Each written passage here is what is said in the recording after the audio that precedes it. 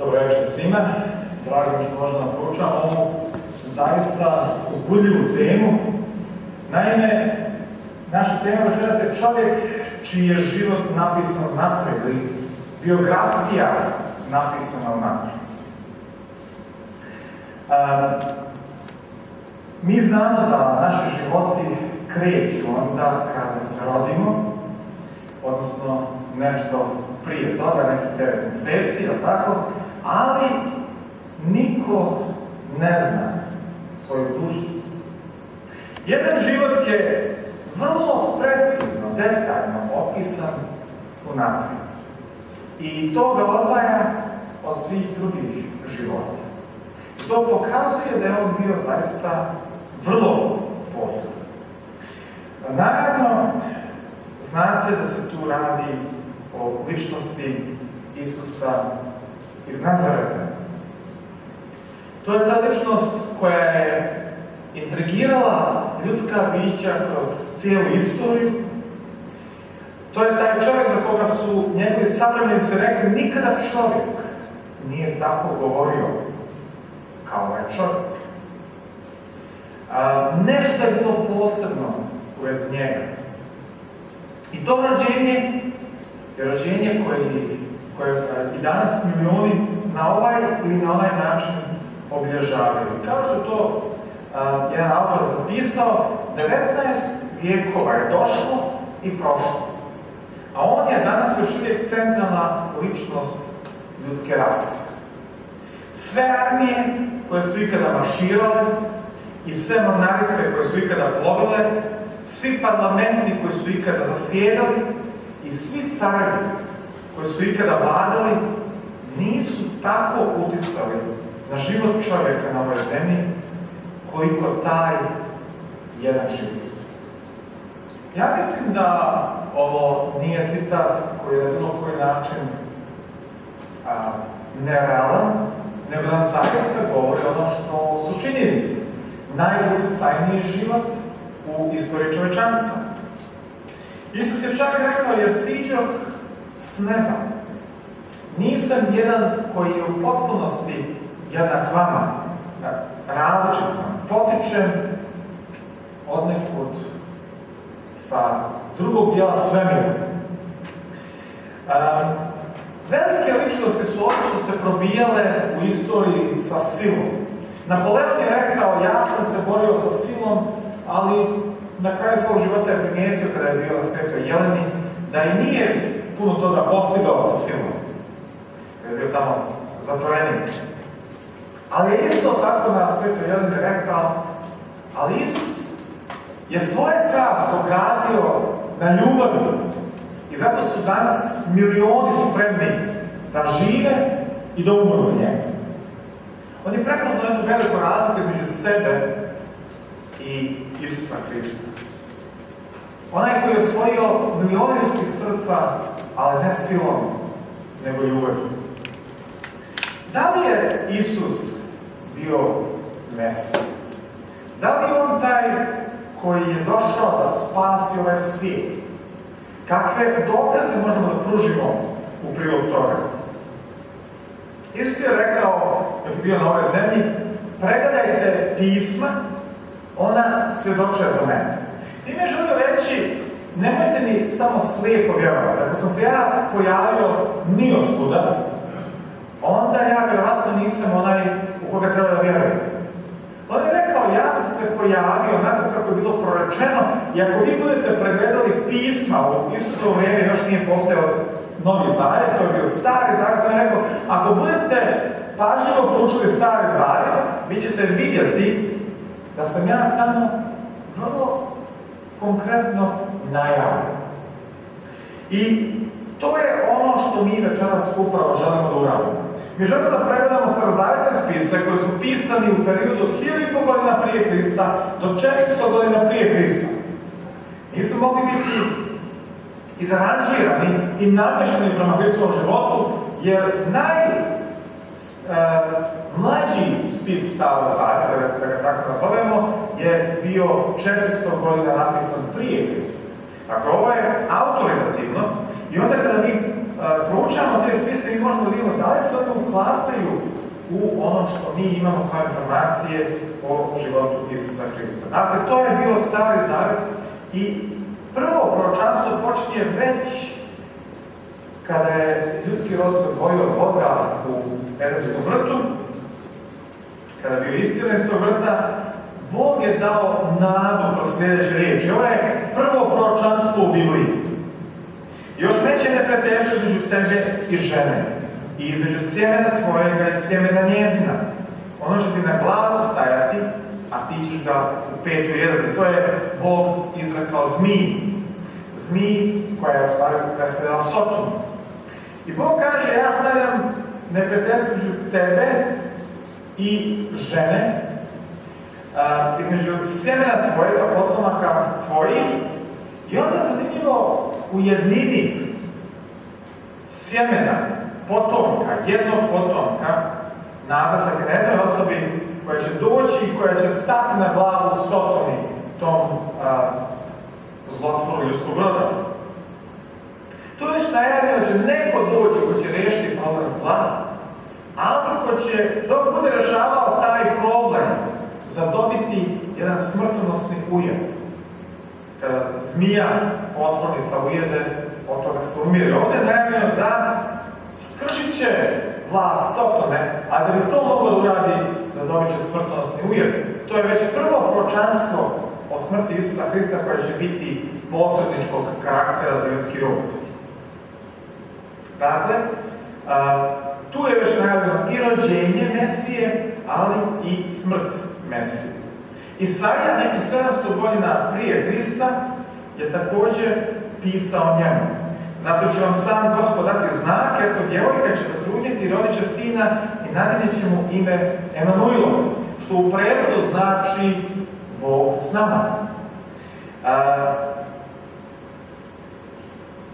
Ovdje se najavljuje da će jedna mlada djevojka, u stvari nevina djevojka, zatrudnjeti i da će dobiti sina.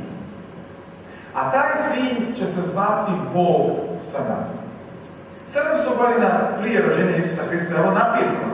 Usput rečeno, vi se sjećate da smo jučer govorili o tome da u kumranskim spisima je pronađen kompletan svitak Isaije. Sami ti spisi koji su naravno prejeli iz puno starijih spisa su iz otprilike kraja drugog vijeka prije naše ere, nekih 200 godina prije Hrista. Što znači, to nije moglo biti nikako namješteno. Mi imamo spis, manuskript koji je datiran preciznim metodama da je stariji 200 godina od Isusa Hrista. I kao što smo sinoć rekli, sve biblijske knjige, većina njih ne kompletna, ali sve biblijske knjige osim knjige Estira su pronađene među kumranskim spisima, što nam govori da ova proročanstva nisu mogla biti napisana nakon njihovog ispunjenja, jer potiču iz drugog vijeka prije Hrista. Ispunjenje tog proročanstva jeste u Luci zapisano, a u 6. mjesec posla Bog anđela Gavrila u grad Galilejski po imenu Nazaret, k djevojci, odnosno djevici, i djevojci bješe ime Marija, ušavši k njoj anđel reče, evo zatrudnjet ćeš i rodit ćeš sina i nadjenit mu ime Isus. Mihej je najavio mjesto Isusovog rođenja.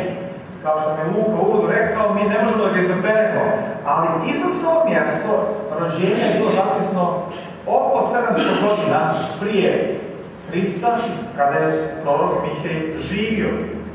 I sad zapazite koliko je proročanstvo konkretno. A ti Vitleme Efrat. Naime, u Judeji su postojala dva Vitlema, a ovdje se specifično kaže da to Vitlem Efrat. Ako i jesi najmanji među tisućama Judinim, iz tebe će izaći koji će biti gospodar u Izraelu. Koji je to drugi gospodar u Izraelu? Osim Isusa. Ali još proročanstvo postaje konkretniji i kaže kojemu su izlazci od početka, od vječnih vremena. Evo sada već previše specifično. Ovo sad isključuje kompletno čovečanstvo.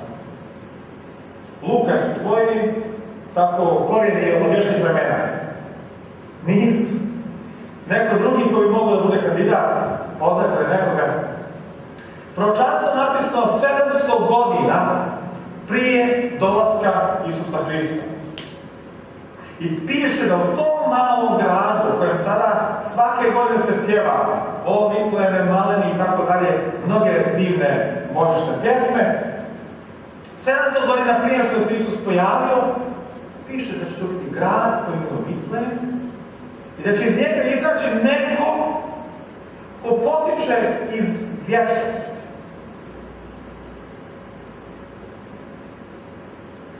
I naravno, prepis stanovništva je bio proglašen i mi čitamo o tome u Luci 2:1-5. Naime, Josif i Marija nisu se nalazili u tom trenutku u Vitlemu, ali po Božjem rođenju su tamo otišli. U to vrijeme pak iziđe zapovijest od Cezara Augusta da se prepiše sav svijet i pođeše svi da se prepišu svaki u svoj grad. Tada pođe i Josif iz Galileje, iz grada Nazareta u Judeji, u grad Davidov koji se zvaše Vitlem, jer on bježe iz doma plemena Davidova. Da se prepiše s Marijom, isprošenom za njega ženom, koja bježe trudna. Inače, Stari Zavet stalno najavljuje da će iz Davidove loze doći Mesija. Dakle, oni pođešu u grad Vitlem i tamo se desilo rođenje. Oni su stigli u Vitlem i kad ona ubijako dođe vrijeme da ona rodi i rodi sina svojega prvenca. Isus se rodio u Vitlemu kao što je 700 godina ranije prorok Mihej najavio i poviga jednoga u jasle. Veliki trenutak u jaslu. Trenutak kad se sjeća veliki dio čovječanstva često. Žive jedan relativno obični život tesara u Nazaretu. U stvari, on je 30 godina proveo jednim nezapočenim životom. Ljudi koji su bili veliki filozofi, koji su živjeli po 60, 70, 80 godina i koji su cijeli svoj životni vijek posvetili tome da ostave neku intelektualnu zaostavštinu za čovječanstvo, nisu uspjeli toliko da utiču na čovječanstvo koliko Isus u samo 3,5 godine aktivnog javnog djelovanja. Naime, znači 30 godina on je živio jedan mirni, povučeni seoski život. Nazaret je bilo malo mjesto, više selo nego grad. I on živi, znači, u tom povučenom, malom, zabačenom mjestu 30 godina. I onda 3,5 godine počinje njegova javna misija. Ta njegova misija od 3,5 godine ostvaruje toliki utjecaj na cijelu planetu, možemo to nakažiti. I sad je zapisao: Duh je Gospoda Boga na meni, jer me Gospod pomaže da javim dobre glase krotkima, posla me da zavijem ranjene u srcu, da oglasim zarobljenima slobodu i sužnjima da će ih se otvoriti tamnica. Da oglasim godinu milosti Gospodnje i dan osvete Boga našega, da utješim sve žalosti. To je, naravno, bilo mesijansko proročanstvo i 700 godina kasnije Isus je pročitao taj isti tekst u sinagogi. I počeo govoriti: danas se izvrši ovo pismo u ušima vašim. Da li je Isus zaista oslobađao robove? Da li je zadovoljavao potrebe ljudske duše dok je bio tu? Da li je ostvarivao to što je prorok Isaija prorekao? I sad narod traže da ga se dotakne, jer iz njega izlažaše sila i iscjeljivaše ih sve. Znate šta? Ovo što je zapisano o Isusu nije moglo da se izmisli. Tu su bili savremenici koji, kada je taj tekst zapisan, bi rekli: čemu ti pričaš?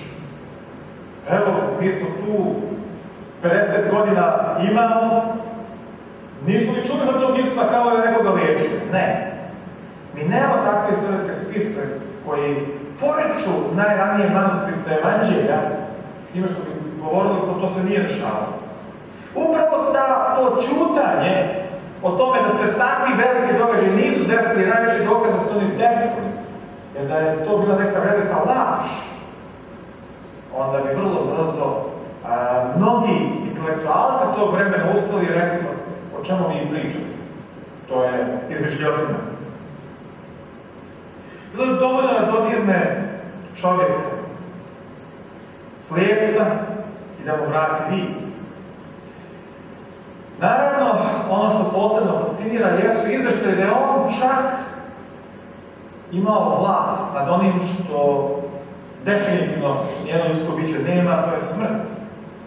I čuli ste svi za onaj čuveni događaj kada je Isus pozvao mrtvaca da izađe iz svog groba. Kada je rekao Lazar izađe napolje, mrtvac obavit posmrtnim platnima izlazi napolje. Na zaprepaštenje svih prisutnih.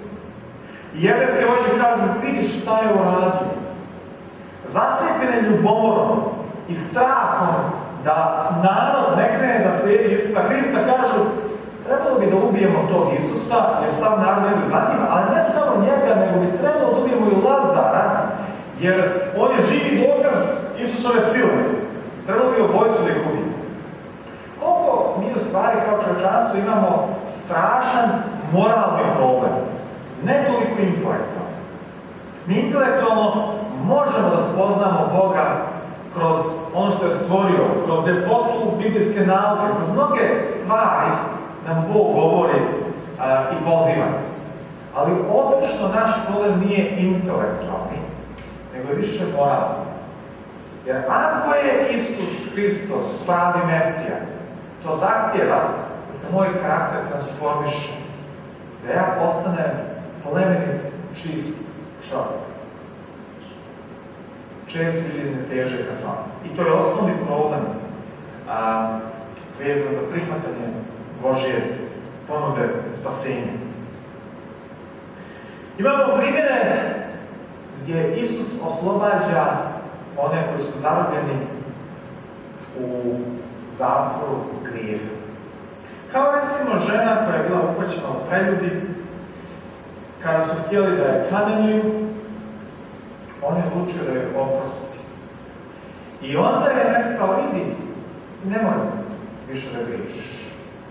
I ta žena odlazi, njen život je transformisan za sva vremena. Dobila je novu životnu šansu. I na sličan način Isus i danas, onima koji ga prihvate, koji su spremni da ga upoznaju, daje novu šansu. Mi ne možemo da ni poreknemo svoju prošlost, za koju sam siguran da ima puno problema kod mene i kod vas, pošto smo svi ljudska bića, ne možemo ni da je poreknemo, ne možemo ni da je obrešemo. Kako onda riješiti problem krivice? Isus kaže, ja vam mogu prostiti. Njegove izjave su tako radikalne i tako velike da niko nikada u istoriji čovječanstva nešto slično nije za sebe tvrdio. Reći ćemo još nešto o tim izjavama kasnije. I Isus kaže, ja te ne osuđujem, idi i više ne griješi. Pomazanik, Isus je nazvan pomazanikom, ili Mesijom, to je jedna te ista riječ. Da učenik žalosti ima u silnu i dan i nakit mjesto pepela, ulje radosti, mjesto žalosti, odijelo za pohvalu, mjesto duha tužnog. Da ne bih kroz ovo prebrzo prošao, iako imamo još dosta materijala, želim da kažem da ljudska bića koja su se u nekom trenutku svog života srela sa Isusom Hristom, su doživjela jednu takvu duboku transformaciju svog života, da njihov život nikada nakon toga nije bio isti. I svako ljudsko biće koje je počelo da provodi vrijeme sa Isusom Hristom je doživjelo da žalost se pretvara u njihovom životu u radost. divne stvari, pozitivne stvari su zalazile mjesto depresije, ispraznosti, nezadovoljstva, mržnje. Život bi bio iz korijena transformisan. U psalmima je opisano i Isusovo vaskrsenje i njegova smrt. I to na jedan vrlo fascinantan način. A psalmi, znači, datiraju uglavnom negdje oko 1000 godina prije Krista. I čovjek mira mojega u kojega se uzda, koji jedeše hljeb moj, podiže na me petu. Proročanstvo o Judi koji će izaći Hrista. Matej nas izvještava i odmah pristupivši k Isusu reče: zdrav radi i cijeliva. Izdaje Isusa Hrista. A Isus reče mu: prijatelj, šta ćeš ti ovdje? Kada pristupivši, digoše ruke na Isusa i uhvatiše. Prije toga oni su zajedno jeli hljeb. I onda je Juda otišao da ga izda. A psalam precizno kaže: čovjek mira mojeg, onaj koji je bio blizak meni. Isus sam nije izdao neko koga je mrzio, koji je bio njemu stranac, pa je samo saznao njegovu lokaciju. Izdao ga je neko koji je bio jako blizak, jedan od njegovih 12 apostola.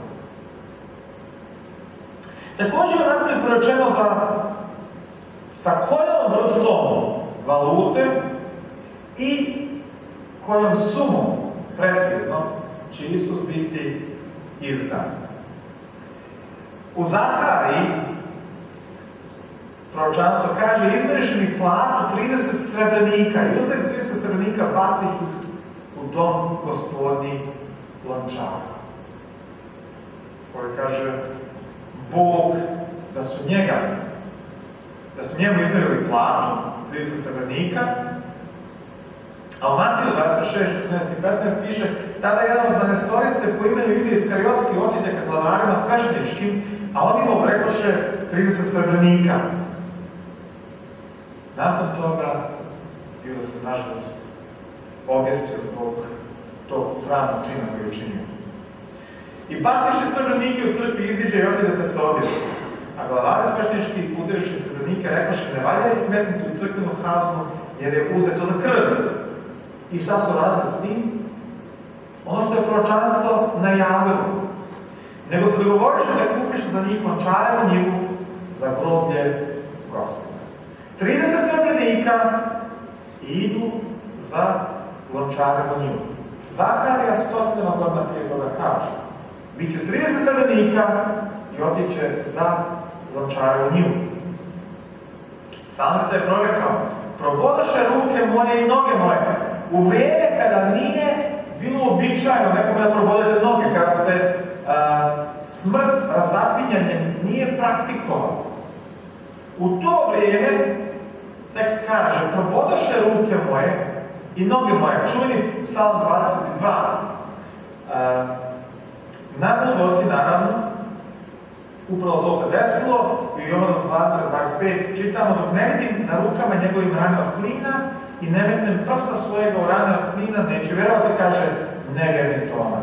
On je znao da je on imao rane, ali nije mogao da povjeruje da Isus zaista vaskrsao.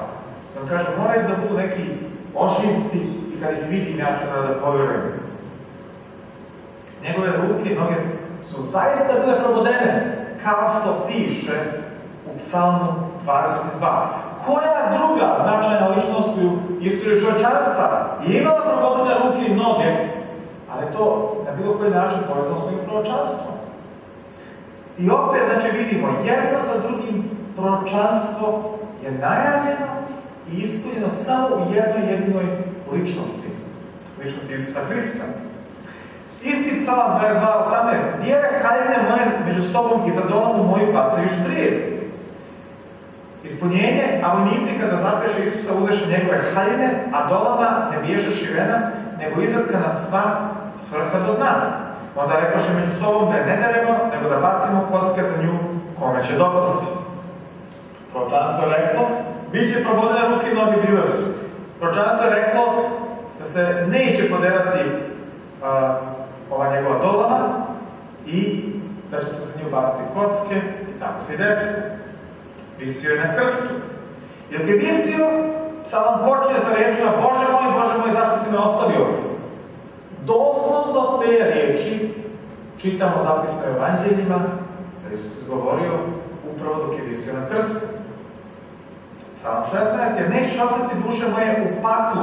Pravilan prevod bi bio za reč hebrejsku šeol, grob. Nećeš ostati duše moje u grobu, niti ćeš dati da sveta tvoj vidi truhlost. Ovo proročanstvo govori o tome da Mesija neće ostati u grobu i da neće biti dovoljno dugo u grobu da bi počeo proces raspadanja. Upravo to se desilo. Isus je bio vrlo kratko u grobu. U petak popodne položen u grobu. Već rano u nedelju je vaskrsao i proces trujenja i raspadanja nije mogao da još započne. I to proročanstvo se jedino isključivo može ostvariti, odnosno prepoznati kao ispunjeno u životu Isusa Hrista. Dakle, mjesto rođenja, način rođenja, njegova izdaja, događaj vezan za njegovu smrt. Sve to unaprijed zapisano u spisima za koje arheološki možemo da potvrdimo da su stariji, mnogo stariji od vremena kad Isus živio. I kao što Marius Bar kaže, više od 12 proroka su dali 845 izjava o rođenju, životu, patnjama, smrti, vaskrsenju i vaznesenju na nebo Isusa Hrista, Sina Božjeg, koje su se ispunile. 845 izjava u Starom Zavjetu, koje se ispunjavaju u jednoj jedinoj ličnosti u Novom Zavjetu. Čak da je neko pokušao to da uklapa, promašio bi nešto i pogriješio. Neka greška bi se tu primijetila. Ali to je bilo nemoguće na bilo koji način uklopiti i izranžirati.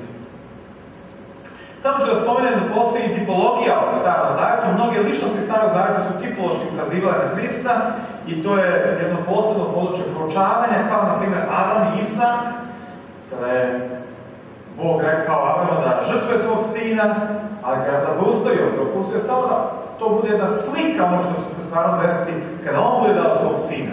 Josif ima oko 40 paralela sa Isusom Hristom u svom životu.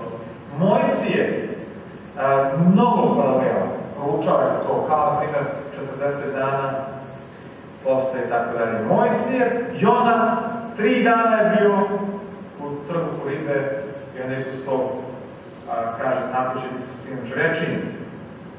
Ali sada bih volio da pogledamo neka proročanstva koja su u stvari isto tako tipološka, koja je bilo prosto nemoguće izaranžirati i koja su po meni zaista moćna. Naime, u jevrejskoj naciji je postojala svetinja i Bog je propisao službe u svetinji. Sada, jedan od tih propisa je bio tamid, ili u prevodu svakodnevna. Misli se na svakodnevnu žrtvu koja se prinosila. I sveštenik bi svakog dana, ujutro i popodne i naveče, prinosio jagnje. Evo, da pročitamo to uputstvo. I ovo ćeš prinositi na oltaru. 2 jagnjeta od godine svaki dan bez prekida. Sad zapazite. Svaki dan bez prekida. 2 jagnjeta. Jedna jagnje prinosi jutro, a drugo prinosi večerom, i još 40 efekt pšeničnog brašna smiješan s uljem cijeđenim, kojega da bude 1/4 i naljev vina, 1/4 na jednoj jagnjeti. Za sad ćemo ove druge detalje izostaviti jer nemamo vremena za njih, ali želim da zapazite, jedna jagnjeta se prinosi kada prema biblijskom tekstu ujutro, drugo navečer. Sada, Jevreji su računali dan tako što su imali 12 sati u noći, od 6 navečer do 6 ujutro, i 12 sati u dan, od 6 ujutro do 6 navečer. Tih 12 sati, znači, bi počinjalo u 6 ujutru. Tako da ako Jevrej kaže sada je 3 sata, to je da ostvari koliko po našem vremenu? 9 sati ujutru, tako je, hvala. To samo da znate kako su oni računali vrijeme, inače za njih bi dan obično završavao 6 sati navečer, a kad bi oni rekli večer, za njih taj pojam je podrazumijevao sve što je bilo nakon 3 sata popodne, i to podrazumijevalo tamo negdje večer, 6, 7, 8. Sad ćete vidjeti zbog čega je to bitno. Dakle, prvo jagne se žrtvuje u 9 sati ujutro. Svako jutro se žrtvalo, a prije toga da vam kažem još nešto. Ovo je bilo propisano 1500 godina, znači propis od 2 jagneta, 1500 godina prije Krista, u vrijeme Mojsija. I sad vi zamislite, to je propis za svaki dan. Jevrejska nacija svako jutro žrtvuje jagnje. Svako večer žrtvuje jagnje. I sutra, i prekosutra, i tako svaki dan u godini. I tako svake godine. I okolne nacije se pitaju kakav je to čudan običaj što Jevreji imaju. Zašto oni svako jutro moraju da žrtvuju jagnje? Zašto svake večeri moraju da žrtvuju jagnje? To im je bilo zbunjujuće. Možda su se i neki Jevreji pitali. Pa dobro, evo radimo ovo već 100 godina. Dokad ćemo mi žrtvati tu jagnju? Evo radimo ovo već 500 godina. Do kada ćemo to da radimo? Evo žrtvujemo jagnja 1000. Prvo jagnje se žrtvuje u 9 sati. Isus Hristos je razapet u 9 sati ujutru. I kad ga razapeše, razdjeliše hranitelj njegove bacajući kocke za njih, ko će šta uzeti. A bijaše sata 3. kad ga razapeše. Šta smo rekli? Sat 3. koliko je to sati? 9 ujutru. Znači, prema jevrejskom računanju 9 ujutru. Prema tome, znači, kada ovaj tekst ovdje kaže da su Isusa razapeli u 9 ujutru, to je bila satnica za koju znamo da su Jevreji 1500 godina već svaki dan u 9 ujutro prinose jednu jagnju. Zamislite to.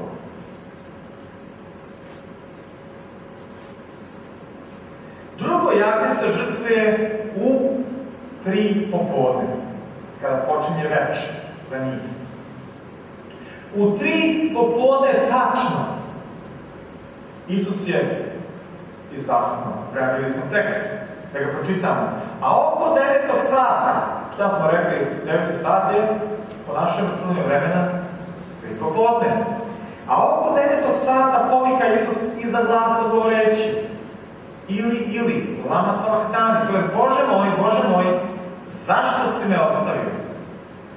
A Isus opet povike za glasa i ispusti dušu. Umre. 1500 godina. Svako jutro, 9 sati, jagnje se žrtvuje. 1500 godina, svaki dan, 3 popodne, jagnje se žrtvuje. Jevreji ne znaju šta će se desiti tog posebnog petka u 9 ujutro i u 3 popodne. Ali Bog je znao i dao vam je taj propis.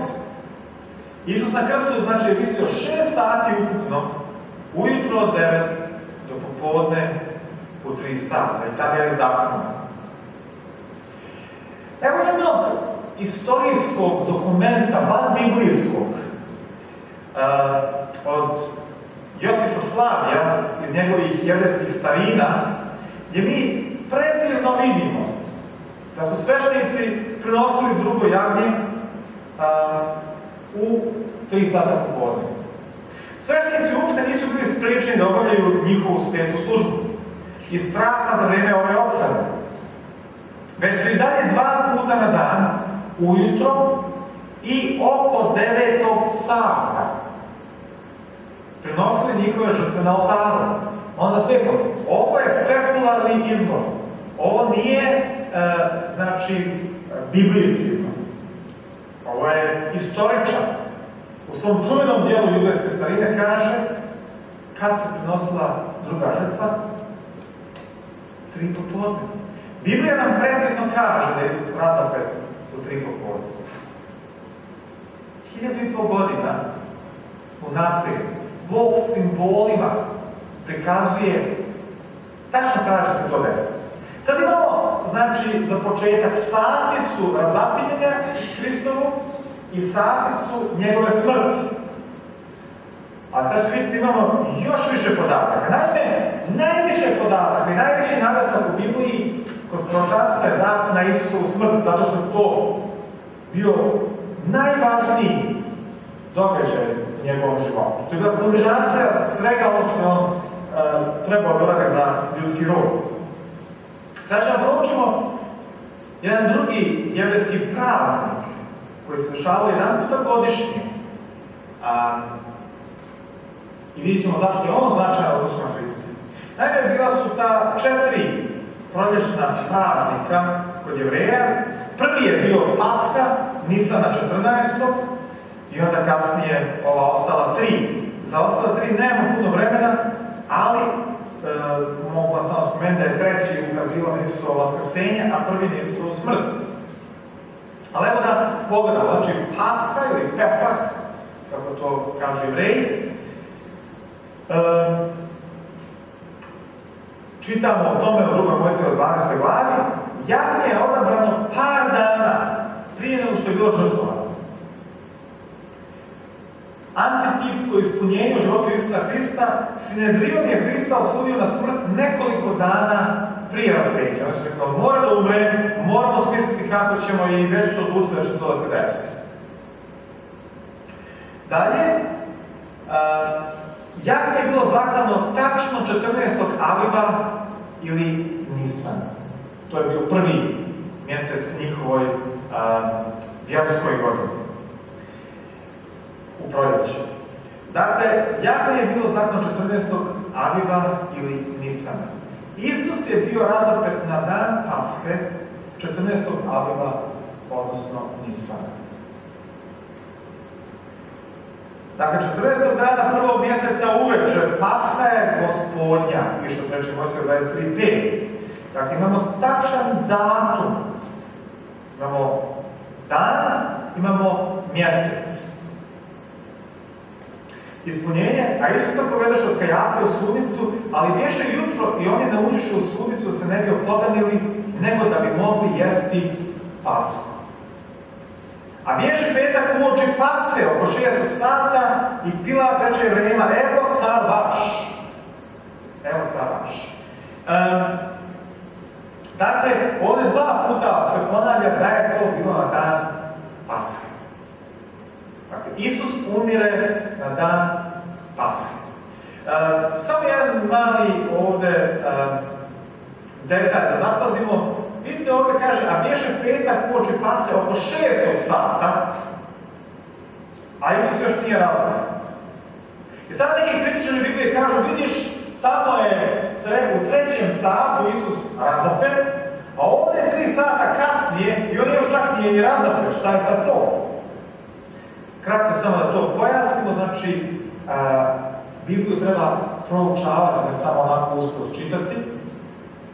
Dakle, Jovan je pisao prvenstveno neznabošcima, paganima. I pisao je svoje evanđelje po Jovanu negdje oko 100. godine naše ere. I njegov fokus je bio na Rimenima, na Grcima. On njima hoće da se približi. I pošto je pisao njima, on koristi logično njihovu satnicu. A rimsko računanje vremena je u stvari naše računanje vremena.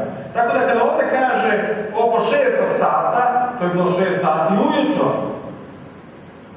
Kada tamo piše u drugim evanđeljima oko 3 sata, to je onda bilo jevrejsko računanje vremena, dakle oko 9 sati ujutro. Biblija je u savršenoj harmoniji, samo trebaju stvarno dobro razumjeti. Pasha, tip, Pasha je bila simbol izlaska iz egipatskog ropstva. Ali samo kuće koje su imale dovratni pomazan krvlju su bile bezbjedne. Samo kuće koje su imale dovratnih svojih vrata, znači pomazan krvlju jagnjeta, su bile sigurne kada je išao anđeo za tirač. U Jovanu 8.36 nam se kaže da jedino ako nas Sin oslobodi, bit ćemo zaista slobodno biće. Tek kada Isus oslobodi jedno ljudsko biće od ropstva grijehu, čovjek postaje slobodan da bude čovjek. Do tada mi smo robovi svojih poriva, svojih strasti, svojih prohtjeva i mnogo čega drugog. Svoje zavisti, svoje mržnje, mnogo šta gospodari nad nama dok Isus Hristos ne očisti to sve iz nas.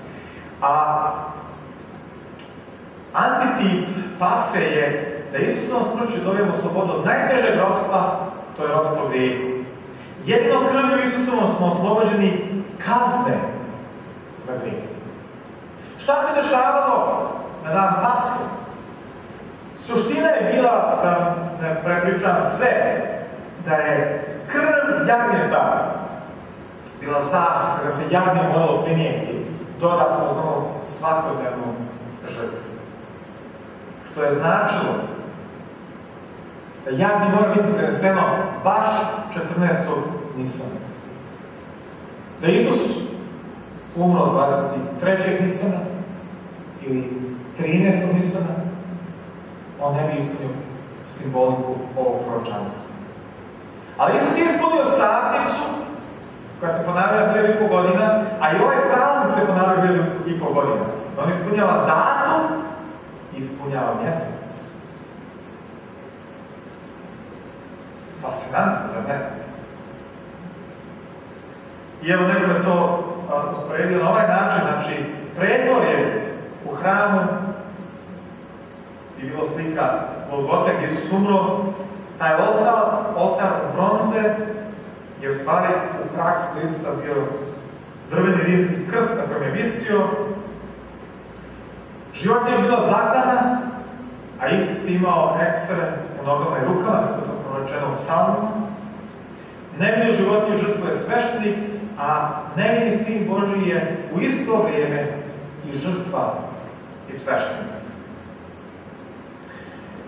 I onda, koliko god neko pokušao da pobigne od svih ovih proročanstava, postoji najpreciznije proročanstvo u Starom Zavjetu koje najavljuje Isusa Hrista, toliko precizno da su jevrejski rabini koji su naslutili šta bi se moglo protumačiti iz tog proročanstva, izrekli prokletstvo nad svakim onim ko pokuša da protumači to proročanstvo. Naravno, danas postoje i njihovi rabini, skolari, koji pokušavaju da to proročanstvo nekako drugačije objasne.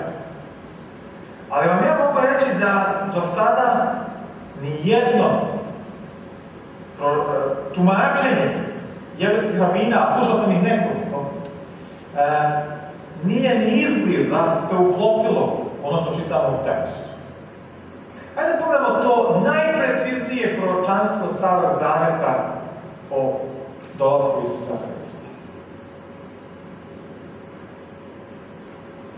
Josif Flav je u svojim vjerskim starinama je za proroka Danila rekao sljedeće. On je bio jedan od najvećih proroka, jer nije samo prorokovao o budućim događajima, već je određivao i vrijeme njihovog ispunjenja. S tim on hoće kaže, nekako Danilo imao neke vremenske odrednice malo preciznije. Nije samo generalno proricao, nego je proricao vrijeme ispunjenja svojih proročanstava. I evo mi idemo sada u to proročanstvo koje se nalazi zapisano u knjizi proroka Danila u 9. glavi. Proročanstvo glasi ovako: 70 nedjelja određeno tvom narodu i tvome gradu svetom da se svrši prijestup i da nestane grijeha, da se očisti bezakonje, da se dovede vječna pravda. Ovo proročanstvo je tako lijepo i tako duboko da ja obično kada imam neki malo duži serijal, samo ovom proročanstvu posvetim jednu cijelu reč. Sat vremena je potrebno da se ovo proročanstvo sagleda u svim svojim detaljima. Ali mi ćemo večeras da ga skratimo, sažmemo i pogledamo samo ono najbitnije. Proročanstvo kaže 70 je nedjelja ili sedmica, određeno tvome narodu, tvojoj jevrejskoj naciji i tvome gradu svetome, Jerusalimu, da se prekine sa grijehom, da ga nestane, da se svrši prijestup, da se očisti bezakonje. Neka vrsta božanskog ultimatuma, mora da se prestane sa grijehom, mora da se svrši prijestup. Dakle, 70 nedelja. Koliko 70 nedelja ima dana? Ili 70 sedmica? 490, prvo logično 70 puta 7, 490, evo to da zapazimo na početku ovog proročanstva. I da se zapečati utvara i proroštvo i se pomaže sveti nad svetima. Ovdje ću sada spomenem kratko da ovo sveti nad svetima, a se u svim slučajevima, osim eventualno u jednom slučaju, taj termin se koristi u Starom Zavjetu za svetinju nad svetinjama, odnosno za svetinju, dakle, ne odnosi se na nekog pojedinca, ali to je u sklopu ovog proročanstva kada se ono precizno proučava sasvim u redu, znači to se sasvim dobro uklapa u proročanstvo. I anđeo koji je tumačio ovo proročanstvo i objašnjavao Danilu kaže: zato znaj i razumi. Sad mi se pitamo, dobro, 70 sedmica, kada će mi to da počnemo da računamo, gdje se lijepo početna tačka, kako ću da krenem? Odakle se to počinje, dokle seže i tako dalje. Otkad iziđe riječ, ili proglas, ili dekret, da se Jerusalim opet sazida do pomazanika Vojvode. Znači, ovo je ključno za naše proročanstvo. Otkad iziđe jedan proglas da se Jerusalim ponovo sazida, u to vrijeme kada je, znači, Danilo pisao, on je već skoro 70 godina bio u Vavilonskom ropstvu. Grad je bio razrušen, Jevreji su bili u ropstvu i sada treba da izađe dekret da se taj grad malo sazida. Odmah da vam kažem ovde, oni jevrejski skolari, naučnici koji se uopšte bave ovim tekstom, većina ih se i ne bavi, oni koji se bave na neki način uspijevaju da u ovom tekstu pročitaju da treba proročanstvo računati od razorenja Jerusalimskog hrama. Molim vas da svi zapazite da u ovom tekstu se niti spominje hram, niti njegovo razorenje. U ovom tekstu kaže vrlo konkretno da proročanstvo počinje sa proglasom da se Jerusalim ponovo sazida. To je početna tačka. I tu svi jevrejski teolozi potpuno će da promaše i da uzmu potpuno drugu početnu tačku i onda dobiju neke čudne rezultate i onda također mijenjaju istoriju svijeta da bi se to nekako uklopilo na nekoje sad sve detalje vezano za to. Ali ono što želim naglasiti jeste, znači, to je početna tačka od koje krećemo. Proglas da se Jerusalim ponovo sazida. Do pomazanika Vojvode, znači, Mašijak Nagib, piše na hebrejskom, što je u stvari Mašijak znači doslovno pomazanik. Ovo vojvoda više kao princ ili možda vojvoda, eto. Biće 7 nedelja i 62 nedelja se opet pogleda ulice i zidovi i to u teško vrijeme. Dakle, kaže će biti 7 nedelja ili 7 sedmica, 49 godina za inicijalnu obnovu grada, a nakon toga još 62 dodatne sedmice. Znači, tog pomazanika imamo 7 sedmica i 62 sedmice. To je ukupno 69. Što je 483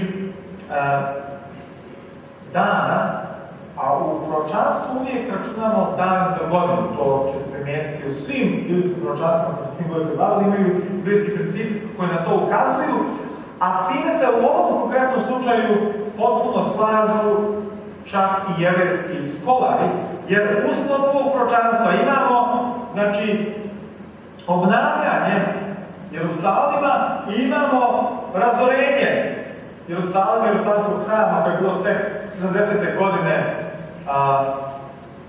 nakon Hrista, što pokazuje da to je jedan dugi period godina i nikako ne može se odnositi samo na nekih 490 doslovnih dana. Kada je izdat taj proglas, dekret? Jedini efikasan dekret koji je izdat je bio onaj koji je izdao Artaxerxes I Longimanus. Longimanus znači dugoruki. 447. prije Hrista. Evo jednog reljefa koji njega prikazuje. Ovo je jedini kompletan dekret jer uključuje sve aspekte društvenog života, vjerski, politički i administrativni. Čak se iz carske riznice daju sredstva koja su god potrebna da bi se grad obnovio. I evo, kao što rekao, mnoge detalje ne možemo u ovom kratkom predavanju da spomenemo, ali obnova Jerusalima, proglas za obnovljenje Jerusalima je početa tačka, 457. godine prije naše ere. 483 godine kasnije, ili 69 sedmica, mi dolazimo do 27. godine naše ere. 27. godine naše ere je u stvari se desilo Isusovo krštenje. Kako to znamo? Biblijski tekst u Luci 3.1 nam kaže u 15. godini vladanja Cezara Tiberija, kad biješe Pontije Pilat sudio u Judeji i tako dalje. 15. godina vladanja Cezara Tiberija, prema jevrejskom računanju vremena, je 27. godina naše ere. Tako da, vladavina jednog Cezara nam potvrđuje istinitost biblijskog proročanstva i godine koje to biblijsko proročanstvo najavljuje. Znači, 30. godine Isus postaje pomazan Svetim Duhom u punom smislu, jer se te godine on krstio na Jordanu. Tada se čuo glas, ti si sin moj ljubazni, ti si po mojoj volji. Isus je iz Nazareta, kako ga pomazan Bog Duhom, Svetim i silom. Znači, tada je Isus bio pomazanik silom Svetoga Duha. I dalje tekst kaže, poslije te 62 nedelje pogubljen će biti pomazanik i ništa mu neće ostati. Najava Isusove smrti. Ubijen, pogubljen će biti pomazanik. Kraj njegovog života dolazi. Poslije te 62 nedelje. Znači, pravi Mesija mora biti ubijen nakon 27. godine naše ere. Značimo još preciznije kada. Nakon će vojvodin doći i razoriti grad i svetinju i kraj ćemo biti s potopom i određeno pustošenje će biti do svršetka rata. Sad pazite ovo, znači samo jedno kratko pojašnjenje. U 25. stihu imamo Mašijak na tim što prevodimo sa pomazanik vojvoda ili pomazanik princ. U 26. stihu se spominje Mašijak u prvom dijelu teksta, jer se kaže da će on biti pogubljen, da će Mesija biti ubijen. A u drugom dijelu teksta, 26b, se spominje da će narod na Gidom, odnosno Primčan, doći i uništiti grad i sve to učiniti što smo ovamo čitali u proroku, kaže, doći razoriti grad i svetinju. Sad mi kažemo, sad nisu rimske legije razorile grad svetim. Da, mi možemo kažemo da ovaj Nagid ili princ je neki drugi princ, da se ne odnosi na Mašijah Nagid, odnosno Mesiju princa. To je jedno rešenje, kažemo, to je drugi princ, to se odnosi na Tita koji je to učinio i s time smo rešili problem. Ali ako ćemo biti pošteni prema hebrejskom tekstu, čini nam se da tekst sugeriše nešto drugo. Nagid je u stvari isti ovaj koji je bio Mašijah Nagid, odnosno princ, odnosno Isus. Kako je to pričav narod, a to su Jevreji, razorio grad i svetinju? Znate kako? Kada ih je opasjala velika svjetlost koja je došla u ličnosti njihovog Mesije, oni su je sa prezirom odbacili. Oni su se bunili protiv Rimljana, digli ustanke. I odbacivanjem spasitelja svijeta i pobudama i ratnim djelovanjima, oni su bukvalno bili pravi uzročnici razorenja grada i svijeta. Tako da onda ovo tekstualna paralela ima svoje logično objašnjenje. I utvrdit će zavet s mnogima za nedelju dana, bila posljednja nedelja sedmica, a u polovini nedelje uključa žrtvu i prinos i krilima mrsnim koja je pustoš od početka određenog izreće se na pustoš. Utvrdit će zavet s mnogima za sedmicu dana. Posljednje 7 godina od trenutka Isusovog krštenja su bili ključni da mnogi ga prihvate. Ali kaže, u polovini te sedmice ukinuće žrtvu i prinos, što znači da u sredini te sedmice prestaju sve one žrtve o kojima smo mi govorili. Prestaje Paska, prestaje Tamid, odnosno svakodnevna žrtva. Sve se to prekida. Zašto?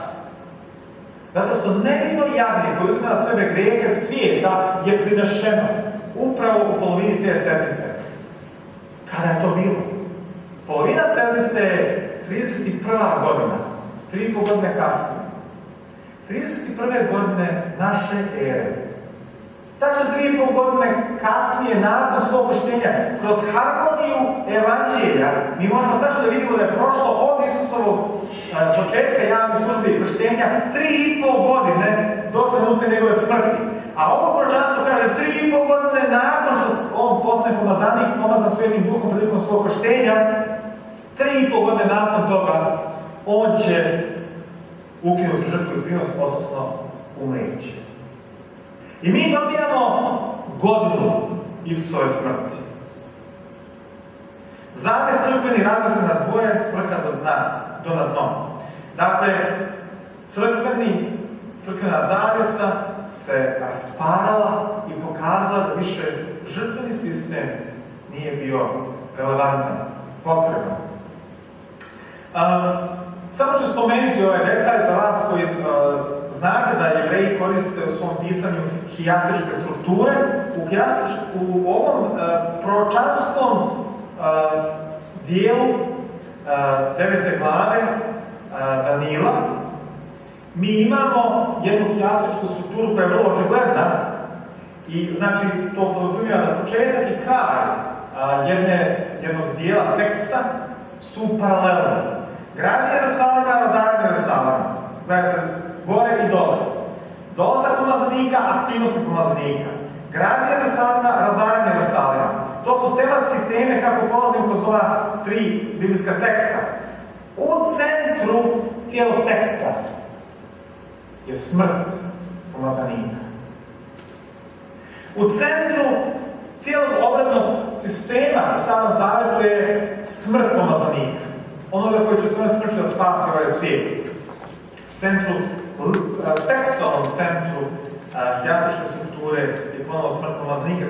I mi vidimo da je Isusova smrt kao da je prosto važnija od njegovog života. Ona je centar onoga što on uradio za čovječanstvo. Dakle, mi imamo tačan sat, dan i godinu Isusove smrti. Isus je umro u vrijeme kada se klalo paskalno jagnje. U 3 sata posle i podne. A bio je razapet isto kada je žrtva to najavljivala u 9 ujutru. Imamo dan, to je 14. Imamo mjesec, prvi mjesec, Nisan. Imamo godinu, 31. godinu. Recite mi, da li je to moglo biti slučajno? Apsolutno ne. Dragi moji prijatelji, toliko simbola, toliko tekstova Starog Zaveta je tako precizno proreklo dolazak Isusa Hrista i sve detalje njegovog života koji su bitni za nas, a pogotovo njegove smrti. I kao što kaže jedan autor, mi ovdje ne govorimo o stvarima koje je Ješua sam mogao da izaranžira. Kako da izaranžirate da budete najutjecajniji Jevreji koji ikada živio? Kako da izaranžirate da 100 miliona ljudi dovedete ka obožavanju Boga? Kako da izaranžirate da vas odbije vaša nacija, a da budete prihvaćeni od svih naroda? Kako da izaranžirate da budete jedini mogući kandidat koji može da ispuni pismo, proižući kraj jednog sistema i nosići nalaz novog sistema?